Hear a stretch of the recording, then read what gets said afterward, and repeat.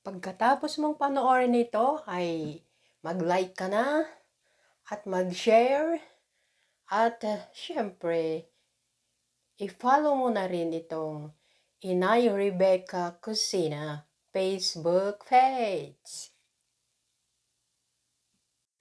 Marami akong napitas na beans sa backyard kaya uulitin ko ulit ang magluto ng giniling na karne.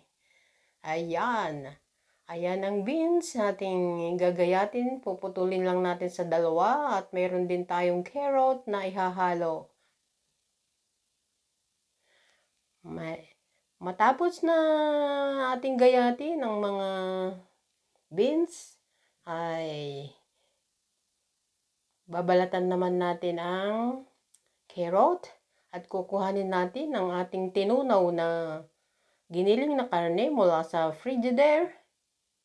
Napakalaking pakinabang ang binibigay ng ating mga tanim pagka summer sa likod bahay. At saka nakakalibre tayo ng konti, pagtitipid. Hindi na kailangan tayo bumili sa Walmart. Ito na ang karaniwang mga ginagawa namin dito, mga mare, kapag ganitong summer. Nagtatanim ng mga gulayin. At bago dumating uli ang winter ay mapapakinabangan na natin ang ating mga tanim. Kahit hindi naman karamihan ng itanim, pagka mayroong 4 na klase ay sapat na. Ayan ang karne na giniling at ating babalatan na ang carrot at gagayatin natin into cubes. Yung katamtaman lang ang laki ng cubes. At ayan, lilinisin na rin natin ang ating pinagbalatan nang tayo ay makatipid sa gawain.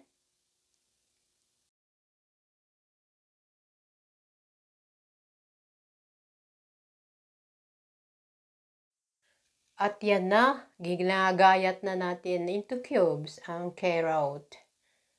At pagkatapos niyan ay pwede na tayo magsimula na maggisa. Puro gisa-gisa na lang din ang aking paraan ng pagluluto. At least meron tayong maluluto at maihahayin sa ating hapagkainan, di ba mga mare?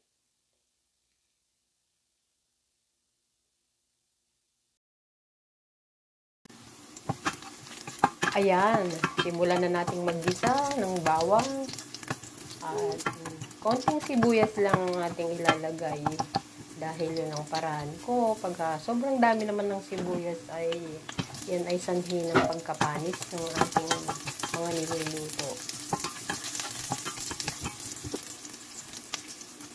At sunod natin ang giniling na karne. Yan ay hinugasan ko ng 3 beses dahil madugo-dugo pa eh. Kaya yun, hinugasan ko, nilagay sa salaan.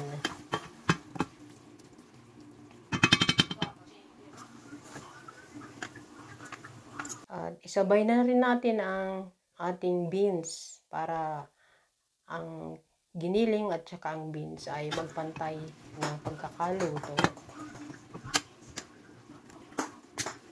At budbudan natin ng konting paminta.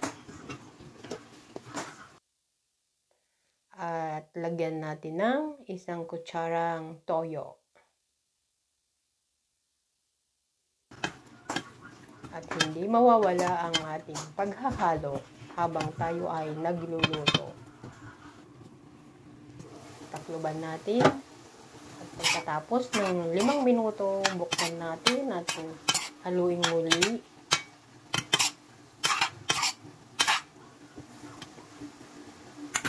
At ilagay na rin natin ang ating carrot na ginayat. At yan. Pagka maya-maya pa ay maluluto na natin ang ating ginisang giniling at lagyan natin ng 1 kutsarang liquid seasoning para magkalasa at sumarap ang ating niluto.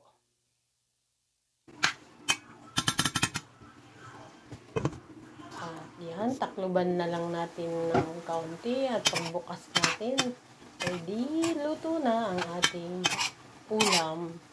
Pwede na tayong maghayin muli mga mare. Perfect na naman yan para sa ating tanghalian. At bubudbudan natin ng kaunting raisins. Pambalanse, sa halip na asukal ang ating ilalagay. Pwede na yang pasas. At eto na, luto na mga mare. Thanks for watching.